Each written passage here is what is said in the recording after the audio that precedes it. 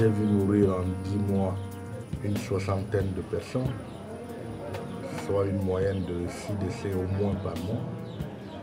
Et cela est dû à un cadre où les détenus n'ont presque pas du tout à manger parce que la ration carcérale s'est réduite à une petite poignée de maïs qu'on fait bouillir et qu'on arrose de quelques gouttes d'huile rouge sans sel.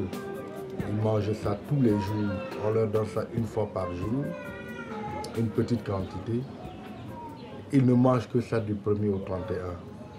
Cela peut déjà à lui seul provoquer un certain nombre de maladies. Ensuite, les gens vivent dans un environnement tellement sale, pourri. Les odeurs nauséabondes de jour comme de nuit. Parce qu'il faut le dire, il y a un système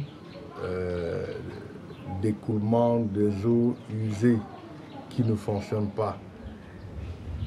Les fosses septiques sont vidées à main nue par les détenus eux-mêmes.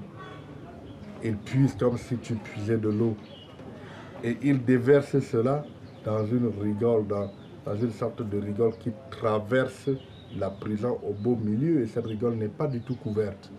Donc ça défile devant vous au fil des jours, avec tout ce que ça comporte comme odeur. Je ne parle pas des souris,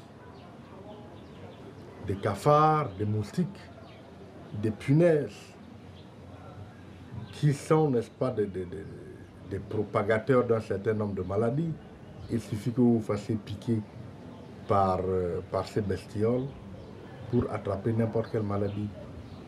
À côté de ça, quand tu ajoutes le fait que j'étais détenu dans une cellule de moins de 6 mètres de long sur moins de 5 mètres de large et que la population de cette cellule à elle seule variait entre 137 et 154 personnes dans un tout petit cadre comme celui-là, tu peux comprendre que les risques de contagion sont énormes.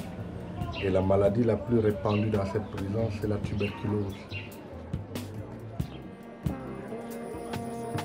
Il n'y a rien qui est fait pour la santé du prisonnier. Quand il est malade, s'il n'a pas un parent qui vient lui porter secours, il meurt. Quand quelqu'un est malade, on ne l'amène pas à l'hôpital. Même s'il a les moyens de payer. C'est quand on se rend compte qu'il est au seuil de la mort que le régisseur autorise qu'on l'amène à l'hôpital. Et 2 fois sur 3, il meurt avant même d'arriver à l'hôpital ou alors devant le médecin pendant la consultation.